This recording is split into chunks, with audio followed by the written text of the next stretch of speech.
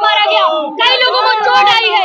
शर्म की बात है। और ये जान लीजिए कि ये युवा मोदी सरकार और योगी सरकार की ताबूत में आखिरी कील ठोकेंगे। अगर ये सरकार इस्तीफा नहीं देती है या धर्मेंद्र प्रधान का इस्तीफा नहीं देती है तो अगला कदम समाजवादी। अब हम सड़क से लेकर सदन तक मजबूत हैं और लड़ाई सड़क से लेकर के लोकसभा तक लड़ी जाएगी। हम लोग कहना चाहते हैं, हम नौजवान 8-10 साल से जब से भारतीय जनता पार्टी सरकार बनी है तब से हम देख रहे हैं, हमने लोहिया जी को पढ़ा, हमने ये जाना है कि इस देश में जब जब भ्रष्टाचार बढ़े, बेरोजगारी बढ़े, महंगाई बढ़े, शिक्षा में क्रांति न आए, तो इस देश में शिक्षा क्रांति ले आने के लिए नौजवानों को स्वयं उतरना पड़ता है, इंकलाब करना पड़ता है, क्रांति करनी पड़ती है। और इस देश को प्रधानमंत्री को मैं बताना चाहता हूँ कि इस देश के हुक्मरान को चिट्ठी लिखो सबके सब, इस देश के हुक्मरान को चिट्ठी लिखो सबके सब, उसमें लिखना सिर्फ इतना लानत है, लानत है, लानत है।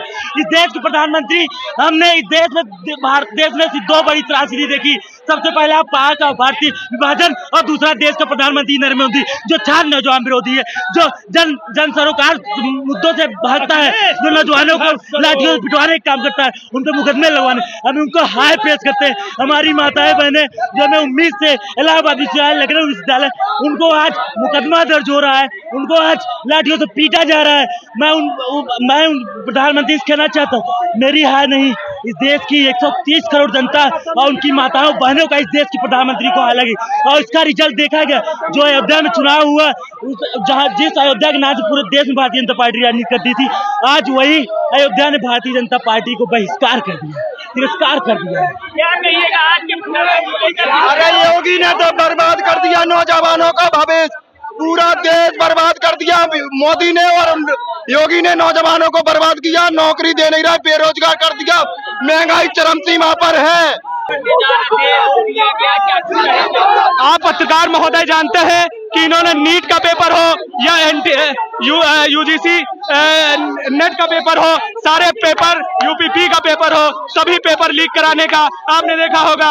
यूपीपी के पेपर में 62 लाख अभ्यर्थी थे, नेट के पेपर में 24 लाख अभ्यर्थी थे और अपने 13 लाख नेट में भी थे, और सभी का पेपर कहीं ना कहीं लीक और रद्द कराया जा रहा है। तो एनटीए को बर्खास्त करके नई संस्था लाए और धर्मेंद्र प्रधान को और नरेंद्र मोदी को भी इस्तीफा दे देना चाहिए। जब सरकार नहीं चला सकते तो इस्तीफा देके घर में बैठे, छात्रों के साथ खिलवाड़ न करे, छात्रों का उत्पीड़न न करे, छात्रों का शोषण न करे। आपने देखा होगा पत्रकार महोदय, आप नीट की बात करते हैं, नीट ये रद्द नहीं कर रहे हैं। आपने देखा होगा फरवरी में इनका जो है रजिस्ट्रेशन की डेट आती है और 20 फरवरी के बाद अप्रैल तक डेट रहती है, और डेट खत्म होने के 1 महीने बाद इनको याद आता है कि अब फिर से रजिस्ट्रेशन खोलना चाहिए। और इन्होंने रजिस्ट्रेशन खोला तो वो जो 24,000 लोग, जिसमें से हरियाणा झज्जर के 6 टॉपर हैं, अधिकतर वही लोग हैं जो एक्स्ट्रा रजिस्ट्रेशन खोला गया था। ये बताइए किसको जो है फायदा देने के लिए बाद में रजिस्ट्रेशन 1 महीने बाद खोला गया, और उसके बाद उसी सेंटर से जो 24,000 लोग बाद में फॉर्म भरते हैं, उसी सेंटर से हरियाणा के झज्जर से 6 लोग टॉप करते हैं, और उन्हीं में से आधे से ज्यादा बच्चे अच्छे से अच्छे नंबर से ग्रेस मार्क्स से क्वालिफाई करते हैं। वो 24,000 भी रद्द किए जाएं और सारे पेपर कराए जाएं, और ग्रेस मार्क्स का कौन सा तरीका लगाया इन्होंने ग्रेस मार्क्स देने का, वो भी रद्द किया जाए और फिर से परीक्षा कराई जाए नीट की। पीछे हो जाइए। प्रदर्शन क्या कर रहे हैं, लेकिन अगर सरकार इन मांगों को नहीं मानती है तो अगला कदम क्या? सरकार अगर इन मांगों को नहीं मानती है तो हम लोग विधानसभा का घेराव तो करेंगे ही, और दिल्ली कूच करेंगे, संसद भवन का भी घेराव करेंगे। और जब तक छात्रों को उनका हक अधिकार नहीं मिल जाता, जब तक नीट की परीक्षा रद्द नहीं होती, तब तक हम लोग इसी तरह धरना प्रदर्शन और लाठियां, ये देख रहे हैं कैसे लाठियां चला रही है ये पुलिस, ये कहीं ना कहीं बाबा की पुलिस है, ये मोदी की पुलिस है, और ये जो है केवल बाबा को, मोदी को फायदा देने का काम करती है। युवाओं के ऊपर, छात्रों के ऊपर लाठी चला रही है। इन्हीं में छात्रों में से कोई ऑफिसर बनेगा, कोई डॉक्टर बनेगा, कोई पुलिस में जाएगा, कोई बड़ा नेता बनेगा। आप लाठी न चलाएं, ठीक है। जब लोकतंत्र की हत्या ये कर रही है पुलिस और बाबा की सरकार, इसको बर्खास्त करना चाहिए। नीट, यूजीसी और पेपर लीक मामले को लेकर आज समाजवादी पार्टी छात्र विंग के कार्यकर्ताओं और नेताओं के द्वारा राजधानी की सड़कों पर उतरकर जमकर विरोध प्रदर्शन किया।